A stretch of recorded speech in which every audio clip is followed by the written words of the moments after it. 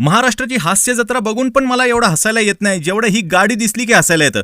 काय तर म्हणे धूळ प्रदूषण नियंत्रण वाहन. या गाडीच्या चाकाखाली धुळीचे भवरे तयार होत आहेत.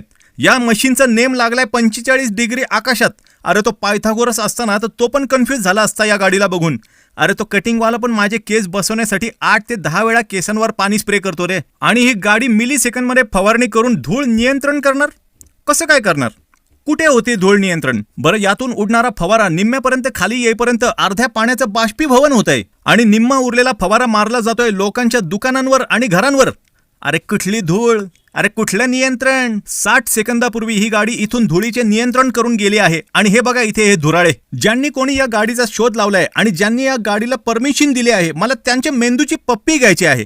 इतकं हसायला तर ना मला असं वाटतं ना की इतकं जोरात हसावं ना. नाही, धूळ नियंत्रण हे झालेच पाहिजे, माझा त्याला विरोध अजिबात नाही. पण ही धूळ नियंत्रण आहे का पब्लिकच्या टॅक्सची उधळपट्टी? आधी या गाड्या विकत घेण्यासाठी पैसा, मग त्या ड्रायव्हरला पगार द्यायला पैसा, मग या धूळ नियंत्रण गाडीवर बसलेली धूळ धुण्यासाठी लागणारा पैसा, मग त्या गाडीचा असलेल्या मेंटेनन्सचा खर्च, मग त्या गाडीच्या नसलेल्या मेंटेनन्सचा.